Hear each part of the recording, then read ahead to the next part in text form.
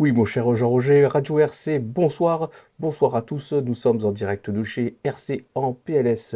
RC en PLS qui est actuellement en train de lutter. Il lutte contre le clic panier. Il est sur le bon coin. Attention, il a repéré une occasion. Attention, non, c'est bon. Il a échappé de peu au tacle de l'adversaire qui lui tentait pourtant un traquenard avec un prix à 50% du neuf, mais il a bien résisté. Il poursuit sa progression. Va-t-il résister au clic? Oula, attention, une notification s'affiche sur son application Le Bon Coin. Il consulte son application, il a l'air intéressé. Attention, attention, il consulte l'annonce et aïe, aïe, aïe, aïe, aïe, coup dur pour le joueur. C'est une chips, c'est un carton jaune. Il a craqué et il a acheté une nouvelle machine. Mon cher Jean-Roger, je vous rends l'antenne, à vous les studios.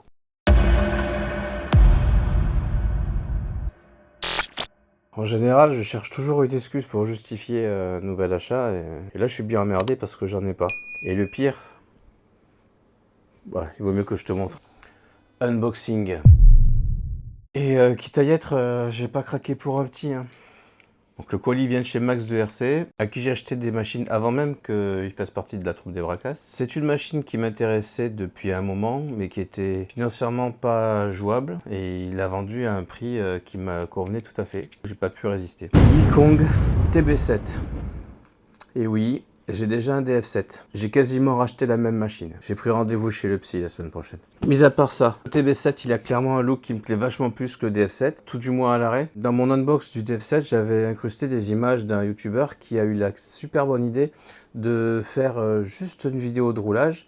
Il enchaîne des passages avec le Traxxas UDR, puis le DF7, puis le TB7.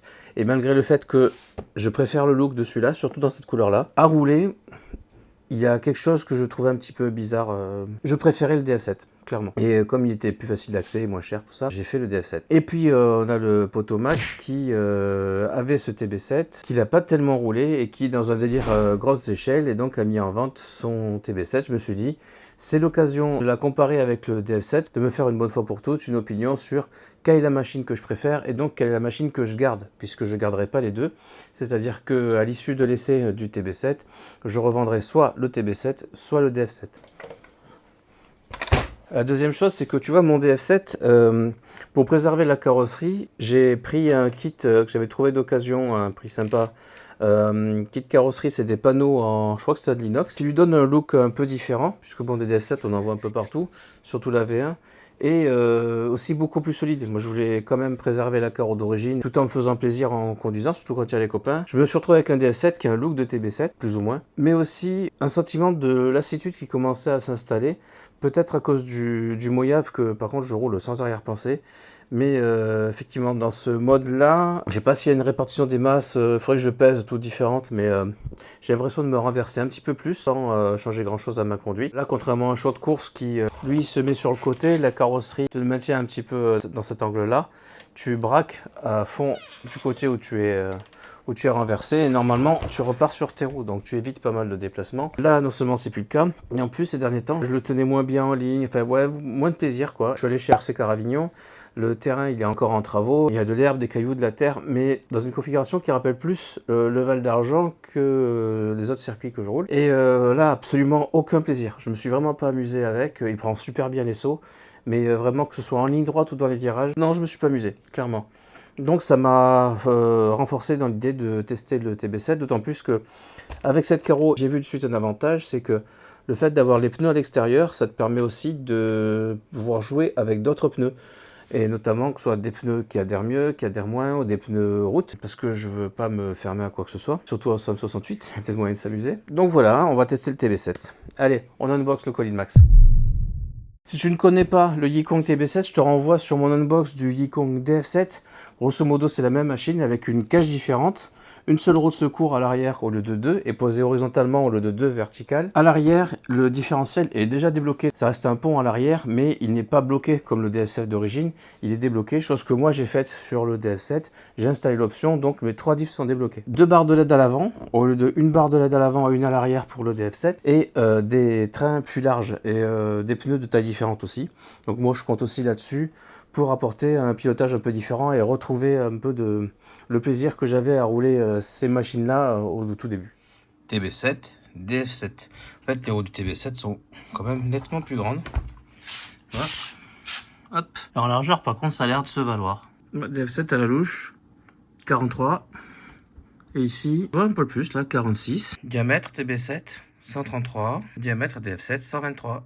Et c'est vrai qu'il est super beau ce machin. Ouais, franchement, il est vraiment très très réussi. La radio qui est super bien, la Dumbo RC. Grosso modo, le même feeling et les mêmes performances que le modèle qu'on connaissait avant, mais avec un look plus actuel, plus sympa, du petit carbone. Elle gère le contrôle de stabilisation, l'espèce de SP là, qui est sur au côté TSM ou AVC ou ce que tu veux. Donc avec le potentiomètre de la voie 5, je crois, c'est de mémoire. C'est ça. Tu gères la sensibilité de l'ESP en plus ou moins sensible. Le plus sympa, c'est quand même de rouler désactivé parce que plus tu le mets fort en fait, plus ta machine elle est contrôlable, mais aussi moins elle tourne. Tu es obligé quasiment de tourner à l'arrêt. Moi, je trouve aucun plaisir de rouler dans ces conditions-là.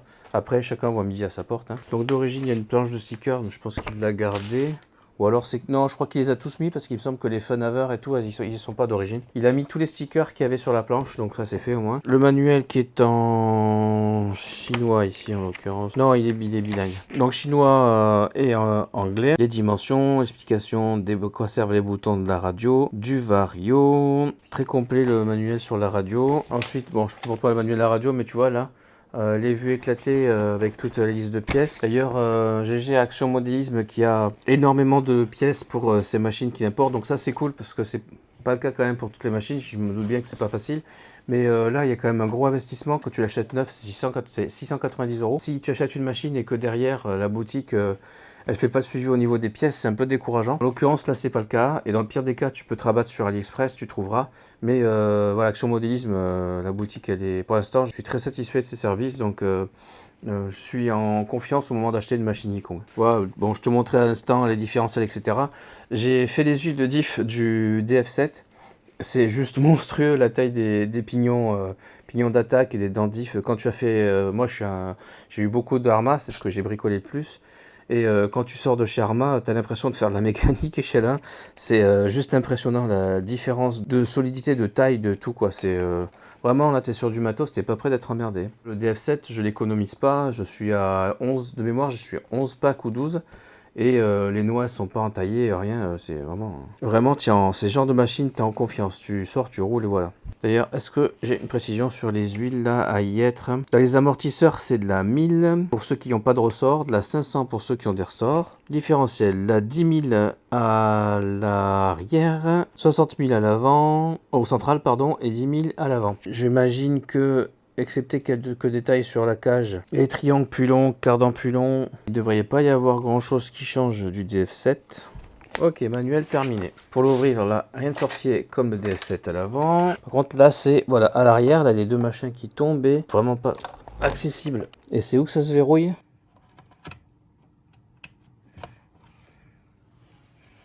La vache, mais il t'a roulé avec ou pas? Parce que même les pneus, ils ont l'air neufs. Ou alors tu sais vachement bien nettoyer les pneus. Mais putain, si, il y a un petit peu d'herbe, donc il a dû servir. Mais bah, t'es pas mauvais en nettoyage, mon garçon. Même souci qu'avec le DF7, tu vois là. Alors c'est super leur système d'ouverture. Mais tu vois, ça tire vachement sur le cordon des LED. Et bah, sur le DF7, moi, j'ai dû... ça s'est arraché une fois. Donc j'ai dû le reprendre et faire une rallonge pour être plus tranquille. Parce que ça ne va pas du tout comme ça. Ensuite, putain, ça fait bizarre d'avoir une machine aussi propre. Après, ouais, lui, il roule pas sur de la terre comme nous on n'a pas trop le choix. Donc ouais, bah, à l'intérieur, il n'y a pas grand chose qui change à part la fixation de la carreau. Donc là, c'est des plots qui rentrent dans des trous. Bah tu vois, là, ça s'est défait, j'ai de la chance. Des plots qui rentrent dans des trous et tu verrouilles par-dessous. C'est plus accessible sur le DF7, ça se voit mieux. Donc ça peut-être un truc qui va me faire chier. Ah, par contre, là, les sangles, on est sur des sangles normales. Sur le DF7, tu as des sangles de type un peu dans ce délire là, hein, bon pas de couleur, mais des scratchs qui se scratchent dessus là, des sangles de câble management et ça tient mais sans plus quoi. Là on a la sangle normale, mais putain elles sont courtes quand même, donc il faudra peut-être les changer si je veux mettre des grosses batteries, à voir. La petite mousse ici qui va bien. Faut pas que ta batterie le tape dans le bac qui est quand même relativement long. Hein. Tu peux rentrer de vraiment de grosses batteries. Tout est pareil que sur le DF7 hein, pour l'instant. À noter là qu'il a mis il a mis du scotch pour protéger la carrosserie des tourelles. Il a de la chance. Bon après il a pas beaucoup roulé. Le soufflet de cardan qui a tendance à sortir et se balader, il est encore en place et il est super chiant à remettre. J'espère que le mien va rester comme ça. Alors quand il y a un défaut qui est connu, je verrai si ça m'arrive. Je crois que c'est arrivé à Max. Les barres anti-roulis là, elles ont tendance à se défaire. Ici là, tu as une vis sans tête là qui fait le serrage et je pense qu'elle doit être un peu limite.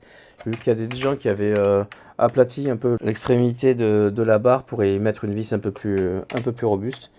On verra si je suis amené à le faire ou pas. Peut-être déjà mettre du frein filé, on va voir ça. Bref, voilà. Mani, je l'ai vu chez Mani. Je crois que c'est arrivé à Max, mais ça arrive à plein d'autres. Les barres anti-roulis se décrochent. Ce qui n'est pas le cas sur le DF7. Demain, c'est bois de rose. Et ce serait bien qu'il roule. Voilà. La radio allumée. Le bouton toujours là-dessous. En 6S.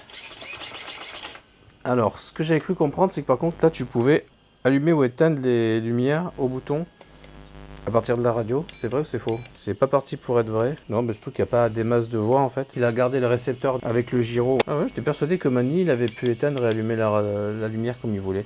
Bon, je m'en tape, mais s'allumer tout le temps, moi ça me va très bien. Marche avant. Wow, le frein il est violent. Marche arrière. Ok. Bon, ben la suite sur le terrain est vraiment super belle, j'adore. Et j'ai hâte de faire mon comparatif sur le terrain pour voir un peu ce qui change au niveau comportement et décider tout simplement laquelle je garde et laquelle je vends. Allez, sur ce, merci d'avoir suivi. À plus, ciao.